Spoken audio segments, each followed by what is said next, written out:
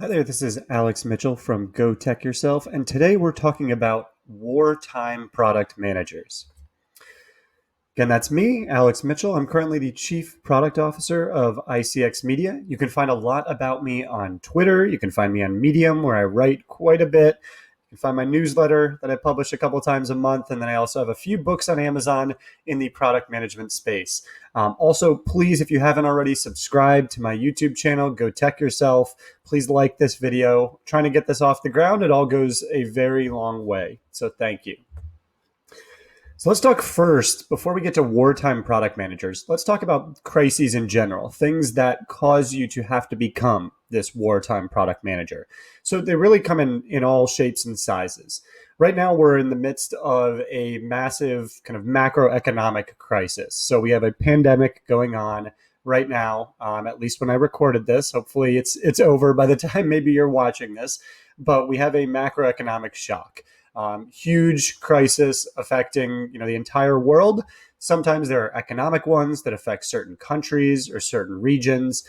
When you get a little bit smaller, there are ones that affect just your startup or a class of startups. So you might have funding problems. You might be getting close to running out of money. You might have tried to raise money and then someone backed out at the last minute. Those are kind of funding specific crises. Then you also have people specific crises. So, people can leave the company. You can have layoffs of substantial part of the workforce that causes you to have to rethink what's important. You can have founders leave, which can be really crippling if not handled or balanced in the right way with a startup, because they're the ones who, previously were the major holders of the vision of the business, the major motivators in the business. And then you can have product specific ones. So you can have, problems come up in the product that cause crises. So, devastating amounts of bugs, really, really bad reviews that come out because maybe of those bugs, spikes in churn rates, maybe some that were in your control and maybe some that weren't. But these are very product specific crises, but crises nonetheless. So these are only a few of the different types of crises. We're going to be focusing mostly on the first, the macroeconomic crises, kind of the biggest of the big. But a lot of things we talk about with wartime product managers apply to all these crises. It's a shift of thinking, as you'll see. So here are just a few things you should be doing. Once you recognize this crisis, it may be out there and you need to now become this wartime product manager. So the first thing you need to do is really determine what is happening, at least to the best of your knowledge. Is this a crisis? Is this one of those things we just looked at? And then once you've kind of determined there is a crisis, what's the impact of it? Kind of try and challenge yourself, challenge the other decision makers at your company to think about the short term, the midterm, the long term impact. It's going to take some creativity. It's going to take some thinking because you are not going to have all the answers here. So you're trying to be, kind of creative. You're trying to think, what could the impact of this be? What are all of the different things that this could touch, and in what ways could it touch them? You're trying to evaluate what changed. What was the world like before this crisis, which is where maybe our minds still are, and then what is it like now? What is it likely to look like 3 months from now, 6 months from now? And then you start applying that to your company's lens. So you look at maybe your features, your products. What ones matter more, what have no change, and what ones matter less. Just draw them out on a page and, up arrow, sideways arrow, down arrow. You can keep this very, very simple. You're really just trying to understand impact and what happened in the environment. And then once you put this all together, you kind of want to create some scenarios. So, best case, likely case, and worst case. So putting those factors together, the impact on your business, the impact on certain features or products, how long this is going to last, what it's going to impact in the economy. And you want to put together, how is this going to impact our business in totality, holistically, in a best case scenario, a likely scenario, and a worst case scenario. The other thing you want to do here, especially even with that first critical evaluation, is you're going to accelerate your decisions. So at a startup and in product in general, you're really always battling against time. But during a crisis, now you've 10x'd that pace. Time is your enemy. And you have to recognize kind of the simple fact that you're not going to have good decisions. The nature of a crisis is you're going to just be given, honestly, kind of mediocre, bad decisions at best, and you're trying to choose the least bad decisions. The reason why it's important to move fast in the scope of even bad decisions is when you move quickly, you have the opportunity to start relieving some pressure from the market, some pressure maybe from your banks, or some pressure from a cash burn perspective. Faster movement just starts to relieve that pressure a little bit better than doing nothing, of course. And again, your main goal here during most of these crises, more the bigger ones we talked about, is you're trying to preserve your lifeblood. You're trying to survive. And the way to survive is to have cash. And so you don't have the time to find those perfect decisions because time costs you cash. So keep that in mind. You're trying to pick the least bad decisions, and you need to move fast. One way to help you move fast and kind of counterbalance, maybe having to pick up some additional responsibilities during one of these crises, is to simplify the world. So I call this just kind of simplify everything pretty much. So, look at your objectives, maybe that you set at the beginning of the quarter, even the beginning of the year. Which, 3 do you still need? Maybe you had 8 before, kill 5 of them. Which ones would you kill? Once you do that, you'll realize, we can now combine teams. We can focus our engineers on, the things that matter. We can reduce the scope maybe of some of the new features we were building that, were more, looking way out into the future. We weren't really sure if they were going to work or not. We maybe can reduce that, and we can eliminate even some longer term research projects, because during a crisis, a research project is probably unlikely to pay off for you. We'll talk about maybe one exception to that later, but it's unlikely to pay off for you in the short term. They're designed to do that. They're designed to be long term or mid term engagement. So you want to simplify your world during a crisis.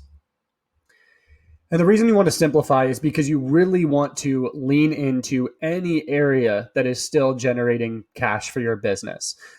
So where do you have customers still giving you cash? Where do you have product features that you have subscribers that people are still paying you, where you're generating revenue, you're generating bookings, you're generating profit? So you want to focus on only those product features that are currently generating money or have the potential to generate money in, let's say, the next 30 days. It's an arbitrary time period, but that's where your brain should be. It should be only in the short term. I'm not going to invest for 6 months with the payoff potentially happening then. You can resume those type of efforts post-crises. You want to stop work on them now. You need to focus on generating cash. In addition to doubling down on those current revenue generators, you also want to absolutely, at almost all costs, retain the customers you do have. It's vital. Obviously, they're paying you. Obviously, you need them to keep paying you to keep running your business. It's also important to know that they may have been impacted as well. So as I think of the coronavirus right now, almost every business has been impacted in some shape or form. Of course, there's the 0.01% that have impacted positively and have their businesses taking off, but that's definitely the exception. So it's really on you to be flexible as the seller to your customers. Be there for them. Give them options if they ask for different payment terms. Delay of payment. Give them more features for free. Things that cost you no money that you can just flip on for them. Do it. Do things that don't scale, things that you would never do during boon times, or would cost you a lot of money. Reach out to them a couple times a week. Reach out to them with personal emails.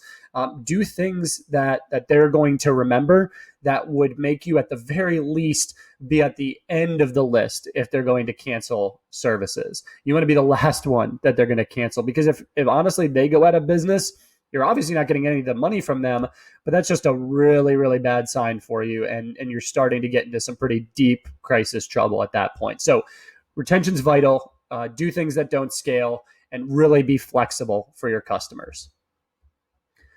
One interesting thing to do during crises, once you've done those first few things we've talked about, so keep it in mind that was kind of in priority order, You want to look for tangential opportunities. So crises, especially the coronavirus, crises that we're in right now, they dramatically reshape the world, and it's sometimes really unclear at first how they're reshaping the world. So it's a challenge to know exactly where things are going to get better, where opportunities are.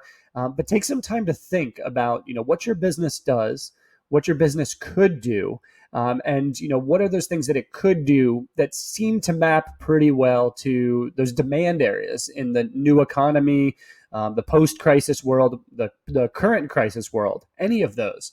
So Uber, I think, is a great example here. So Uber ride sharing has plummeted during the coronavirus. No one wants to get in a car with other people. I mean, it seems like the worst possible thing you could do right now. So, their Uber Eats business, something they already had running, has started to pick up significantly. I think it's up about 50% because people are ordering more food. But then Uber also leans more into deliveries. So deliveries of hospital supplies, deliveries of protective equipment.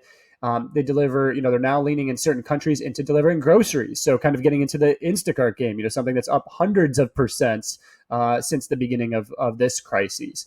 And one of the other things that's interesting too is they've recognized, what Uber has is not a ride sharing network. Sure, that's one product they have, but one of the real value props they have is they have access to an on-demand workforce. So they have millions of people with their app who are looking to work and looking to do, part-time work, contract work.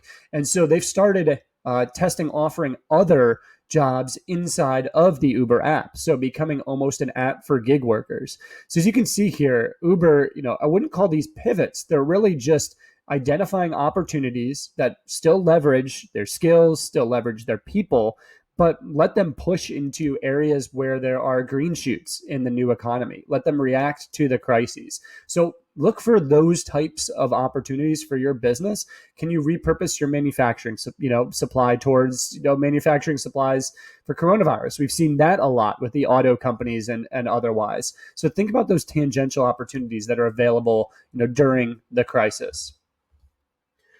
So those are all the things to do. And you also need to watch out for a few wartime traps, as I call them. So one of the things to avoid, one of the big traps out there is to wait for signals. When you think about normal times, normal economy, non-crisis, there are signals usually. There are signals in data. There are signals in the market. There are signals from other companies or your customers. Those signals can actually be pretty high quality. Sometimes they're not. Probably every product manager knows that, but sometimes they're pretty high quality signals. During a crisis, you're trying to make decisions so fast, and there are no perfect signals. There's one great analogy that I've heard about you're kind of running through a minefield in the fog. Like, just think about that. Think about how challenging that would be. And really, you're going to want to feel like you don't want to move, right? Like, imagine you have to do that. You have to run through that minefield in the fog. Most people are going to say, no, you know what? I'll stay here. I'm not going to run. And that's how a lot of people act during crises. You don't want to do that, though. Remember, every minute you waste is, more dollars, more cash getting burned. You need to move in order to survive. Another thing you don't want to do is just be super optimistic and wait, things are going to turn around in a couple of weeks. We saw this actually a lot in the beginning of the coronavirus, kind of crises, was that in the first couple of weeks, people were expecting to go back to work in a couple of weeks, especially when you look at startups and founders. Those are some pretty optimistic people. They're trying to change the world. That's why they founded these companies. So you need to suppress this natural optimism during a crisis. You need to really plan for the absolute worst. Like when we were talking worst case before, you need to take whatever you come up with your worst case and double it or triple it. And that's actually the worst case. Really want to plan for that bad of an outcome. We're not bringing in any money for a year. What would we do? 2 years, what would we do? How would we be able to survive or wait it out? You really want to plan for that worst case, and better to be wrong there than to be wrong, too optimistically. You may be in this state for quarters or years. So how would you, kind of align your footing then?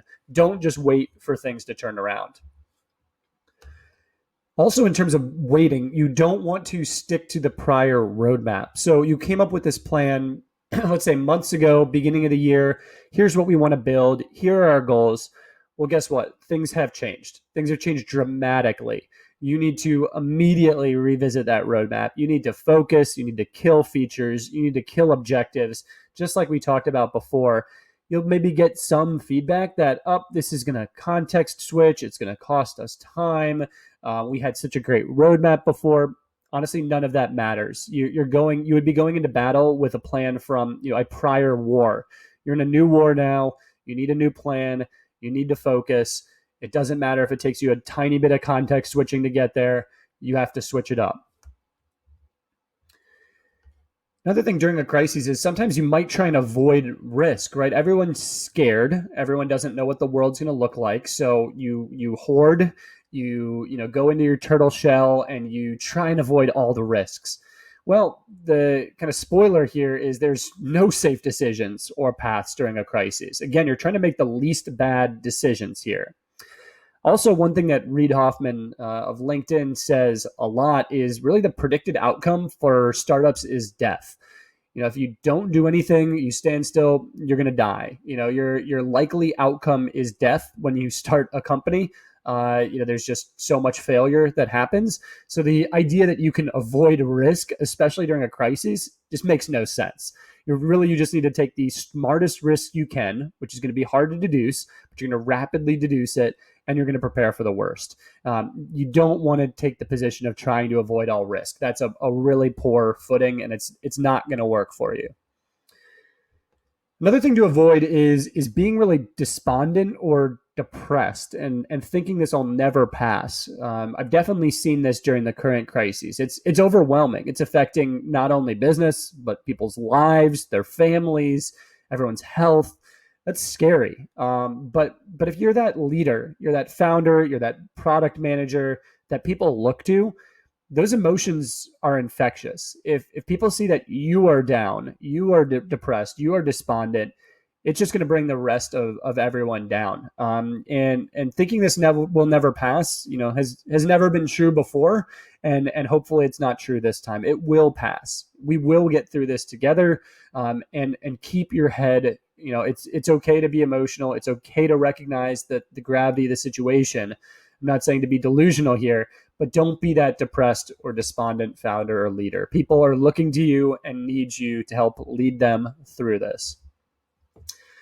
So we will get through this one together as we've gotten through all of the other crises in the history of the world. I'd love to hear how you've changed to become a wartime leader, a wartime product manager. Please share with me in the comments here on YouTube or on Twitter. And thanks for listening. And please check out my other content out there on Medium, my newsletter. And please click that subscribe button and share this with your friends, with coworkers, with colleagues. Really appreciate it as I get this channel off the ground. Thanks.